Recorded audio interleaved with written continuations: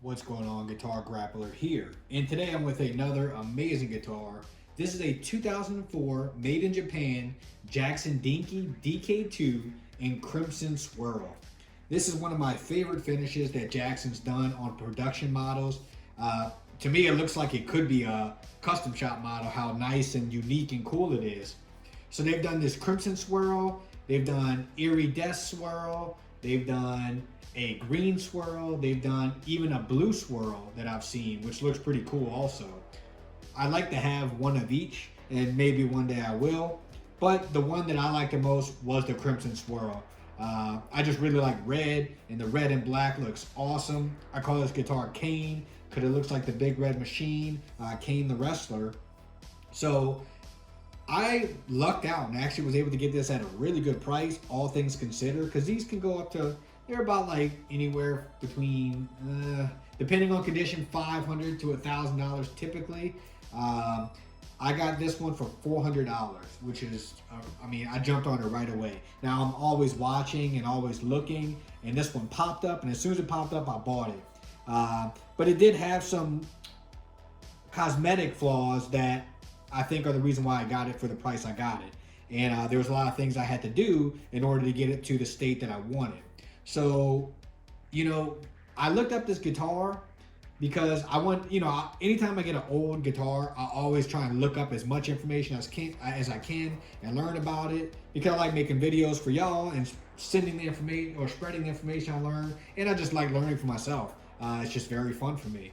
So the crazy thing is, I cannot find a 2004 Jackson catalog, because I always like going through the catalogs, seeing the guitars, seeing the different finishes that they provide that year.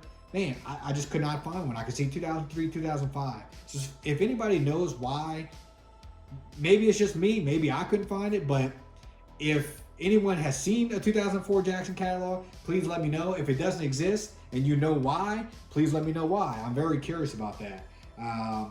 But anyways, so this guitar I know is a 2004 because whenever I took off the neck, it says 2004. It has it stamped in there. So that helped a lot, because this guitar was released a few different years. I want to say even 2003 and 2005. I'll have to look back. So it's good. I always like knowing when the guitar is from, because the serial numbers on these old Japanese Jacksons, as most of you know, are like, it's super undependable. Like they'll say 9.7, and a lot of people think their guitars are from the late 90s, and that's not the case most of the time. This one has a 9.7 serial number, and it's not from the 90s. But anyways, so this guitar came stock with chrome hardware. The hardware that I got was extremely tarnished. It was very beat up, and I think that's a big reason why they sold it for so cheap. But looking at the picture, I said, man, if I just change the hardware, I can probably get a really, really nice guitar for a really good price. And I did have some hardware laying around. I had I had an extra original Floyd Rose in black, and it's perfect because the black, I feel, goes better on this guitar than chrome does. Chrome looks fine, but I prefer the black. And in fact, on some of the models, they actually did do black hardware stock, just not the ones from 2004. And they even put Seymour Duncans in the ones that are black as well, which is pretty cool. These had Duncan design. So I did some work, so let's go over some of the work that I did. Like I said, I dropped an original Floyd Rose in here. You can't really beat a German Floyd. Now, one of the issues that you may have, and that I want to bring up for these Japanese Jacksons, is the cavity is cut proprietary to the JT580 LP, which is a low profile Jackson branded trim low. And it's a certain size, and like I said, the cavity is cut for that. So whenever you put your Floyd Rose or Schaller or Godo, there's gonna be some gaps here. See how there's like some little gaps, mostly on the side. Also, whenever I put this in, this just barely would touch the paint. And it actually took some of the paint off, just a tiny, tiny bit. And once that paint was gone, it no longer touched the corner. So that's how close it was to almost fitting. But now it fits. I didn't even notice that it was doing that until afterwards. But no big deal. It fits fine now. I did upgrade to a push-in arm, I just prefer the push-in arm. I feel like they're just easier to work with because they have that screw on the side, and then you have total control of the tremolo arm. You know, and if I want to get out the way, it'll stay out the way. If I want it up here, it'll stay right here. So I like that. So I have actually upgraded all of my tremolo arms to the push-in.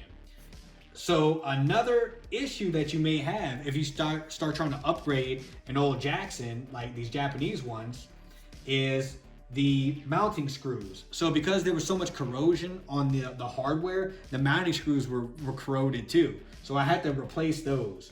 Now, I had the original German mounting screws, and I just felt like they were kind of tight.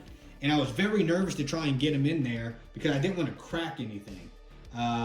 If you've replaced yours and used the original Floyd screws without having to drill, please let me know in the comments. Because maybe I could have. I just felt like it was so tight, it just like wasn't going in there. Even when I hit it with I have like a rubber mallet, it was just like, I was like, I don't know.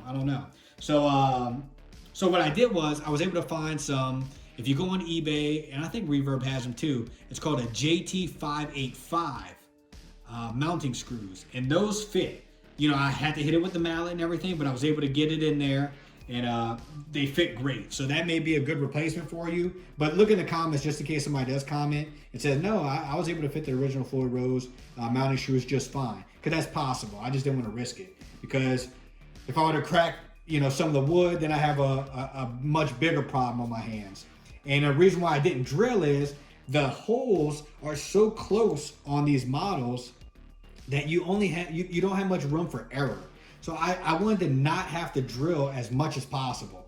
So luckily I was able to find the JT585 screws, which fit, no cracking, no issues, and I'm sure they'll work just fine. I mean, they're perfect for the original Floyd Rose.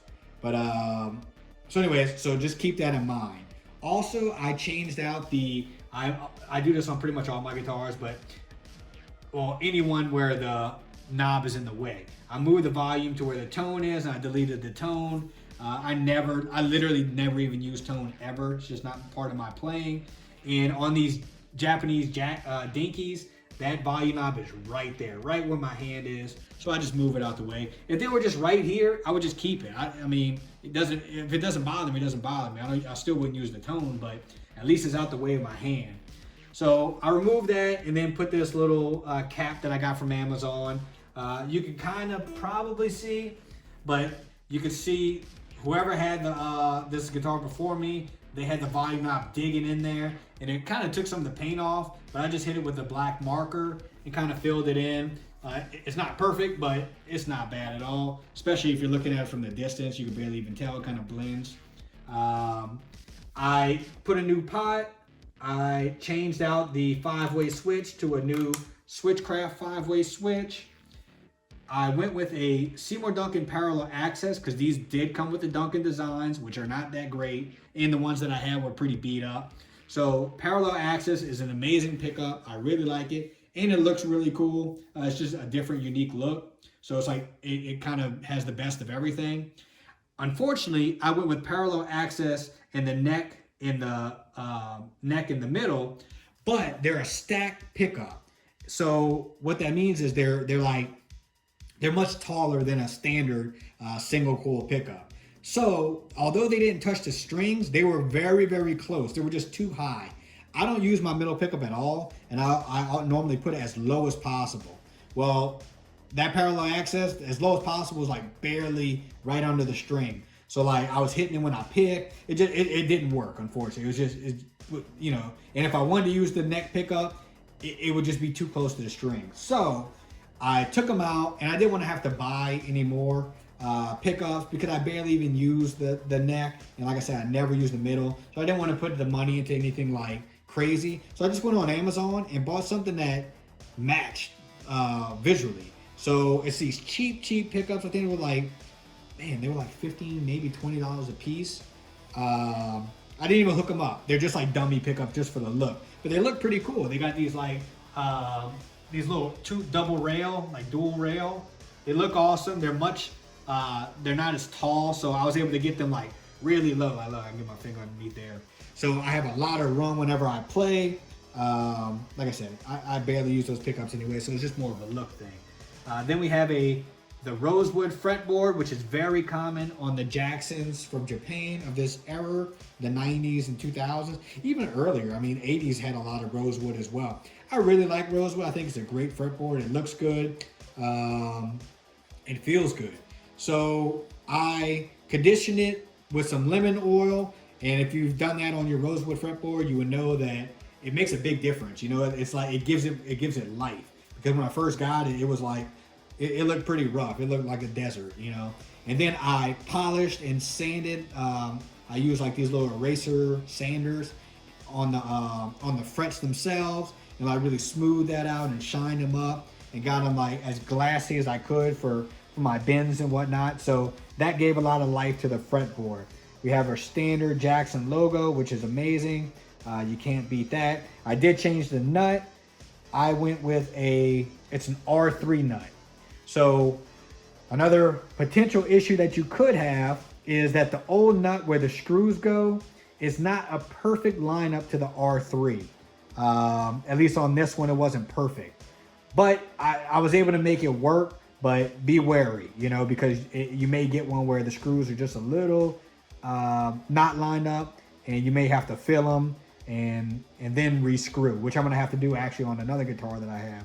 It kind of sucks, you know, but it is what it is. So, and then when we flip this thing over,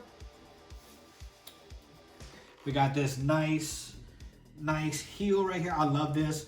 Even though it has the block, you really get some good upper fret access. It doesn't hinder playing at all, having the block on these DK2s with this cut. It feels nice, you know. I always preferred neck through, but this is, I'm not gonna say it's just as good because neck through there's nothing in the way, but it doesn't bother me at all. We have the serial number. Like I said, it's a 97 serial number. And then the plates on the back of here were pretty nasty. Like they had, you could probably see that there's like outline of a sticker was probably on there at one point in time. And I just took some Gooby Gone, put it on there, cleaned them up. It's so much better than what it was. But I'm sure that whoever sold it saw that and was like, oh, that looks gross. And it helped me get a better price, I'm sure. We have a nice maple neck. It's one of those more yellowish type of maple necks because I have my other Jackson DK2, and it's more of a whiter look, you know, but it's got a nice gloss on it. And then I went with Godot locking tuners because it comes with Jackson branded tuners, and I love the Godot tuners. I think they're some of the best ones that you can get. So I went with those. And you know, you don't need locking when you have a locking Floyd Rose system, but it does save about 5.5 seconds whenever I tune my guitar. I can just pull them through and lock it. So I like that. If I'm gonna spend the money on it, I just might as well spend it on getting the tuners that I really like. So I think that's everything that I did to this guitar. It's like, it's not too much, but at the same time, it took a little while because, like I said, I had to find pull pieces. I bought a few different mounting screws because I looked online, and like there's just so much mixed information. I did change the input jack as well to black. It's got the silver input, but black on here to like match everything. But yeah, so that took a couple tries to find the right thing, and then like I said, the pickups didn't fit. So it took me a little while to get it 100% good and playing. The guitar play is amazing. I feel like it's a nice heavy. It's heavier, but it's like real wood. Like, it's hard to explain because some guitars that I play, it almost feels like you're playing on plastic in a way. It's hard to explain, but these really feel like a nice chunk of wood. Hopefully you know what I'm talking about. I had a Charvel, my Charvel Lava Crackle, which was from the 80s, and that was like the first time I felt the guitar, and I was like, man, this is like, that thing felt like it was 20 pounds of solid wood, you know? And this isn't quite like that, but it definitely feels similar, you know? But anyways, amazing guitar. Glad to have it in my collection. It plays amazing, sounds amazing, looks amazing. And what else can you ask for, you know? But anyways, I appreciate you watching. Keep on shredding.